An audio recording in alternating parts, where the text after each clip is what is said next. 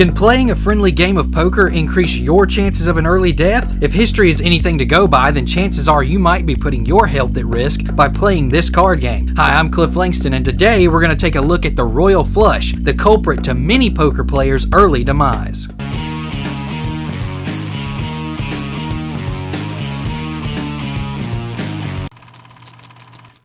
As you can imagine, playing poker or any other game in which high amounts of money are at stake can make your blood pressure and stress levels skyrocket. The thought that you might end up losing all of your money is always in the back of your mind. The only thing that keeps you going is the thought that you might end up winning it all and taking home a grand sum of money. That's what it's all about, right? The possibility that you might turn your earnings into something more. Well, unfortunately, winning hasn't always been the best of paths to take. For example, on October 9th of 1921, a once-in-a-lifetime hand left a man dead. The gentleman was a retired tailor from New York who was playing poker in a 10-cent limit poker game. During this game, he just so happened to be dealt a royal flush. His excitement and shock ended up causing him to fall over dead. The medical examiner later diagnosed him as having a cerebral hemorrhage brought on by the royal flush. If you're unsure as to what a cerebral hemorrhage is, it is basically a spontaneous bleeding into the brain tissue. Common causes of this type of hemorrhaging are high blood pressure, diabetes, cigarette smoking, and drinking alcohol frequently. With this particular gentleman, it could have been any combination of these symptoms. You never know.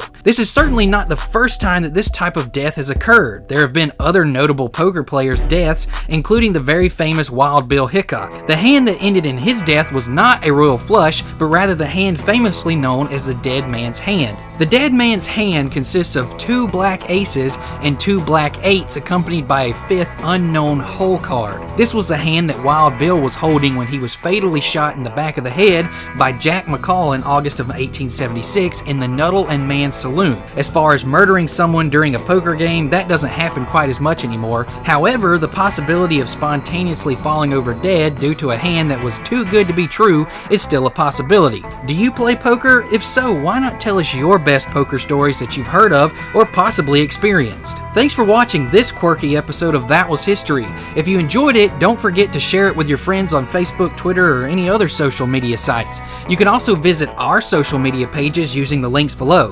Well, that's my time for today, and I'll see you next time.